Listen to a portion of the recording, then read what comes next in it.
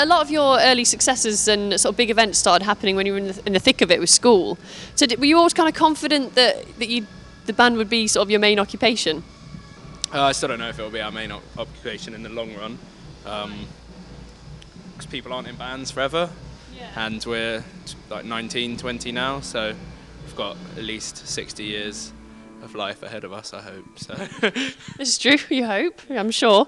So what do you think was kind of the biggest launch for you? Because obviously you played V after winning Virgin Mobile's Road to V competition in 2006. I mean, that must have been a pretty big boost.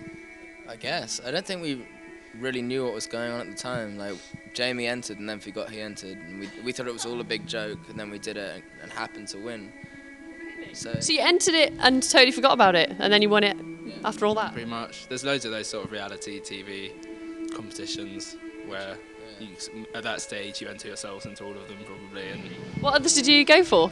I honestly can't remember, but And you've been writing songs since you were really young. So what kind of sound did you have at the start? funkadelic. we played some funk. Went to this stage where all the bands in our school would play like really like Red Hot Chili Peppers covers and stuff, which most school bands go through.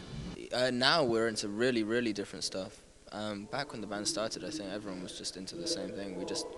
We discovered new music and indie music, and everyone was on the same page. And it seems like it's been like a massive load of gigs for you for absolutely ages. You've been touring forever. Can you pick out a favourite gig or a favourite venue that you've played in the last couple of years? I really like the Union Chapel in London, which is like a church in Islington. Oh, right. Is that quite a small venue? It's pretty big. Is it? It's probably like 500 or Big 600. church, yeah. Oh, right, cool. Where else is Reading. good? The first time we played Reading was pretty impressive. Like, none of us thought it would be a big thing. We thought no one would be there. And we were the first band on the first day, and loads of people showed up, and we had the best time. Did many of your friends make it to to the festival? Yeah, back then it was probably mostly our friends in the audience. That's what it's all about. Yeah. Team support. I really liked doing Latitude Festival as well last year. That was really, really good. What was it that you liked about it? I don't know, it's the first time we'd headlined a stage at a festival, and like the crowd was crazy, and there were like 8-year-olds crowd surfing and that sort of thing. Really? Yeah.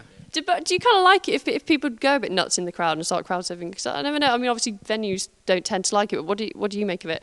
There's a fine line between like not really listening or paying attention to the music and just like punching people because you want to go have a fight or something, which people do a lot. Yeah. Or like kind of jumping up and down and having a good time and moshing. I don't.